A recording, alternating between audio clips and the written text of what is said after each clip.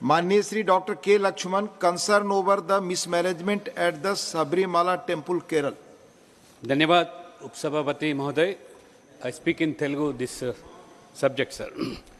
ప్రపంచవ్యాప్తంగా ఉన్నటువంటి అయ్యప్ప భక్తులు ప్రతి సంవత్సరం డిసెంబర్ జనవరిలో అయ్యప్ప మాల ధరించి 40 రోజులు కఠిన దీక్ష చేసి శబరిమలలో అయ్యప్ప స్వామిని దర్శించుకుంటారు.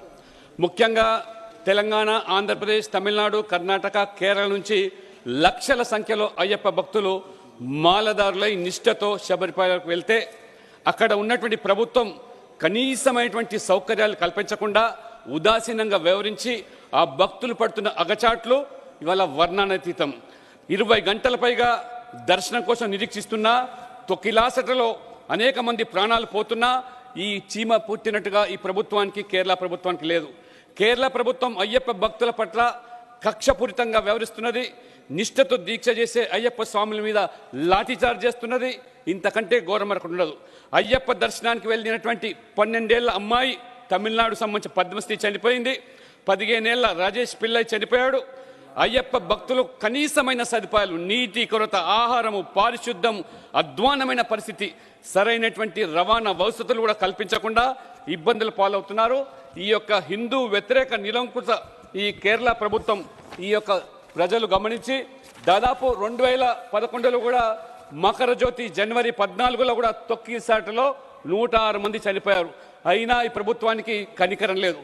భక్తులకు వసతులు కల్పించాలని చెప్పి కేరళ హైకోర్టు చెప్పినా, పార్లమెంట్లో ప్రస్తావించినా ఇది మొద్దు నిద్రలో ఉన్నటువంటి ప్రభుత్వం.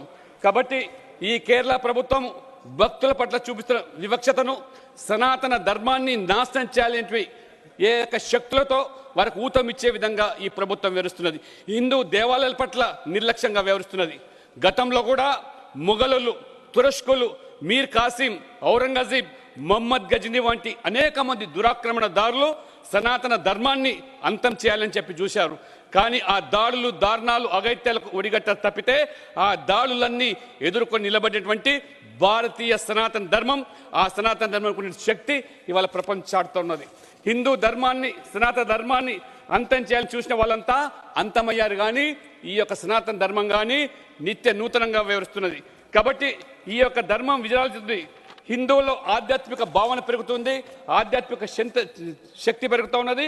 కాబట్టి ఇప్పటికైనా ఈ కాంగ్రెస్, కమ్యూనిస్టులు ఈ యొక్క సెక్యులర్ ముసుగు దొలుకొని నరనరాన హిందూ వ్యతిరేకతను అయితే అవలంబిస్తున్నారో మొత్తం సమాజం గమనించాల్సిన కోరుతున్నాం.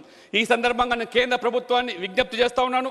వెంటనే జోక్యం చేసుకొని సెంట్రల్ ఫోర్సెస్, సిఆర్పిఎఫ్, ఎన్డీఆర్ఎఫ్ అదనపు బలగాలను మోహరింపజేసి ఆ భక్తులకు కనీసమైన సదుపాయాలు కల్పించి ఆ రకంగా భక్తులను ఆదుకోవాలని, ఆ విధంగా భక్తుల యొక్క భక్తి శ్రద్ధలతో, నిష్ఠతోని చేపట్టే దీక్ష కూడా ఈ ప్రభుత్వం సహకరించాల్సిన